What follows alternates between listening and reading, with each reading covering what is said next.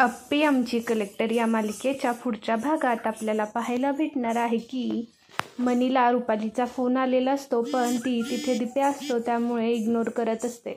दिप्याला संशय येऊ नये म्हणून मनी तिचा फोन स्विच ऑफ करते. रुपालीला राग खूप येतो की मनीने आपला फोन उचलला नाही.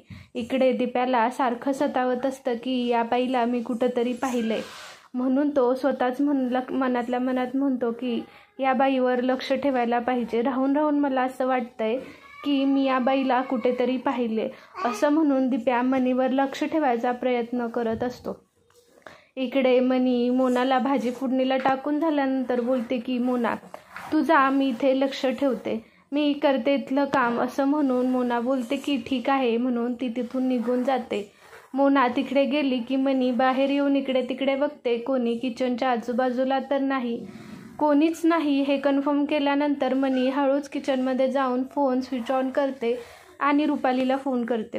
रुपालीला मनीचा फोन आल्यानंतर रुपाली फोन उचलते आणि म्हणते की काय हो, किती फोन करायचे, तुम्ही माझा फोन का कट केलात, हे असं खपवून घेणार नाही मी. मनी म्हणते की अगं रुपाली जरा ऐकत जा, तू कधीही फोन नको करत जाऊस, इथं आजूबाजूला असते, कोणीही असतं. आता दिप्याला मी घावता राहिले, तुझ्या एका फोनमुळे आपला सगळा प्लॅन मोडला असता. रुपाली म्हणते की काय काय बोलता. मनी म्हणते की अगं हो, दिप्या सगळीकडं मोबाईल शोधत होता, त्याला व्हायब्रेशनचा आवाज आला, नशीब मी फोन ऑफ केला, नाहीतर सगळा डाव आत्ताच संपला असता. रुपाली म्हणते की बरं ठीक आहे, मला बोलायचं होतं, काय झालं, कुठपर्यंत आलं आपलं काम. मनी म्हणते की हे बघ, मला फार वेळ मोबाईलवर बोलता येणार नाही, कारण इथे कोणीही येते आणि ती मोना तर मला सगळ्यात जास्त काम लावतीये. रुपाली म्हणते की हो, ती मोना जरा आळशीच आहे, तिला काम करायचा खूप कंटाळा येतो, पण तुम्हाला थोडे दिवस हे सगळं खपवून घ्यावं लागणार आहे, थोडे दिवस फक्त खपवून घ्या, मग आपण बघू पुढे काय करायचं ते, असं म्हणून रुपाली तिला समजावत असते. मनी म्हणते की बरं रुपाली, आता इथे बोलायला नको, आपण नंतर कुठेतरी भेटू. रुपाली म्हणते की ठीक आहे, रात्र झाल्यानंतर मी घराच्या बाहेर येते, तुम्ही बाहेर या. त्यावर मनी म्हणते की अगं पण कोणाला मी दिसणार तर नाही ना. रुपाली म्हणते की त्याची तुम्ही काळजी करू नका, रात्री जेवण झालं की सगळे आपापल्या कामात आतमध्येच असतात, जास्त करून कोणी बाहेर येत नाही, ज्या वेळेला कोणी बाहेर नसेल त्यावेळेला तुम्ही बाहेर या, पण आज रात्री भेटू, असं म्हणून रुपाली फोन ठेवते. मनीसुद्धा फोन ठेवते आणि म्हणते की ह्या रुपालीचं काही खरं धरता येत नाही, आत्ता माझ्यासोबत आहे पण कधी या घरातल्यांसोबत होईल काही सांगता येत नाही, पण जोपर्यंत आपलं काम निघतंय तोपर्यंत हिलासुद्धा गोड बोलून आपल्यासोबत ठेवलं पाहिजे, असं म्हणून मनी फोन ठेवते. अर्जुन दिवसभर आप्पीचाच विचार करत असतो. आज गावातून आल्यापासून अर्जुनला आप्पीचीच आठवण येत असते आणि आप्पीच्या प्रेमाची त्याला जाणीव होते. त्याला फायनली कळतं की आपलं सुख आर्यात नाही तर आप्पीत आहे. तो आज आर्याशी बोलून आप्पीशी खरं काय ते सांगणार असतो. अर्जुन चौकीत जातो आणि आर्याला सांगतो. आर्या त्याची वाट बघत बसलेली असते. जसा अर्जुन दिसतो तशी आर्या पुढे जाते आणि म्हणते की अर्जुन, मला तुझ्याशी बोलायचं आहे. अर्जुन म्हणतो की हो आर्या, मलाही तुझ्याशी एका विषयावर बोलायचंच आहे. आर्या बोलते की काय अर्जुन, काय झालं. अर्जुन म्हणतो की आधी तू सांग. आर्या म्हणते अर्जुन मला माफ कर, तू अजून मला माफ केलेलं नाहीस, किती दिवस माझ्याशी असा बोला धरणार आहेस, मला खरंच आवडत नाहीये, तू आपल्यातली मैत्रीसुद्धा विसरतोयस.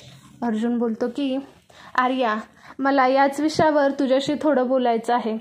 हे बघ आर्या, समजून घे, आता मला एक मुलगा आहे आणि आमचं एक कुटुंब आहे, मी त्याला सोडून तुझ्यापाशी येऊ शकत नाही, त्यामध्ये अमोलचं खूप मध्ये मरण होतंय, मी आप्पीसोबतच राहण्याचा निर्णय घेतलाय. आर्या म्हणते काय अर्जुन, काय बोलतोयस, तुला काय कळतंय का, तू माझ्याशी साखरपुडा केला, दिलेली वचनं सगळं मोडून तू आप्पीसोबत जाणार आहेस का.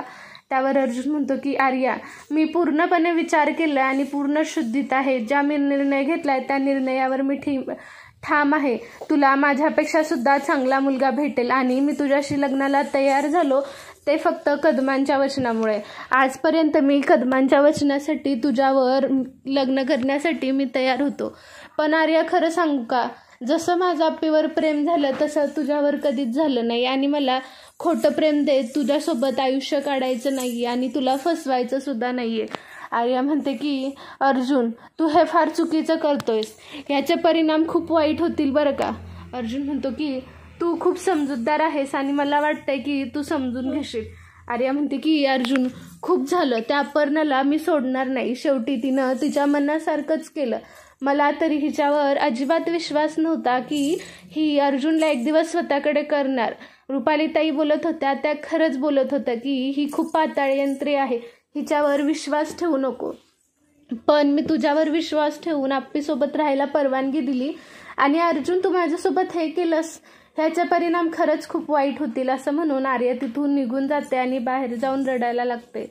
अर्जुनला सुद्धा वाईट वाटतं, पण तो त्याच्या निर्णयावर ठाम होतो.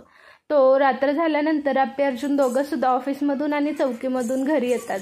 अर्जुन आज काहीही करून आप्पीला स्वतःच्या मनातलं सांगण्याचा प्रयत्न करणार असतो.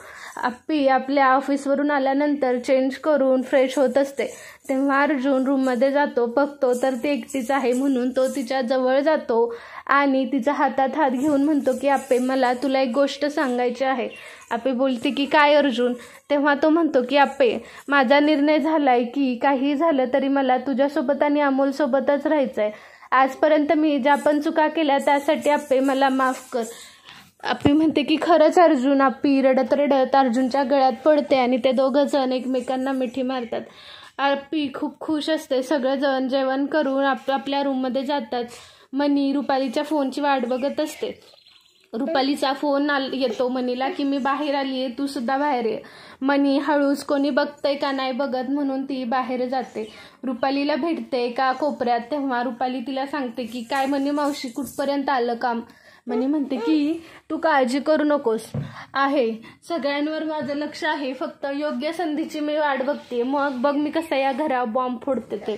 रुपाली म्हणते की मनी मावशी काही करा, फक्त एक गोष्ट लक्षात ठेवा की आप्पे अर्जुनला वेगळं करायचं आहे आणि अमोलला माझ्याकडे कायमचं आणायचं आहे आणि हे झालंच पाहिजे. मनी जरा तोंड वाकडं करून म्हणते की तुला फक्त तेवढंच पाहिजे, पण मला ह्यांना बर्बाद करायचं आहे असं म्हणून त्या दोघी एकमेकांकडे बघत असतात. रुपाली सांगते की लवकरच आपल्याला पुढचा प्लॅन केला पाहिजे. मला आर्याचा फोन आला होता की अर्जुन भाऊजींनी आप्पीला आपण दोघं एकत्र येऊ असं सांगितलेलं आहे असं म्हणून मनी म्हणते की ही आप्पी तर लय पुढची निघाली, आपल्याला लवकरच काहीतरी ठोस पाऊल उचललं पाहिजे असं म्हणून त्यांचं दोघं बोलणं सुद्धा रुपाली घरी जाते. मनी हळूच आतमध्ये येत असते, पण दिप्या बाहेर असतो आणि दिप्या मनीला विचारतो की काय हो आजी, तुम्ही एवढा उशिरा बाहेर कुठं गेलता, काय काम होतं का. मनी बघते आणि म्हणते की हा तर माझ्यावर लक्ष ठेवूनच आहे, म्हणून ती काहीतरी कारणं देऊन आत येऊन झोपायचा प्रयत्न करते.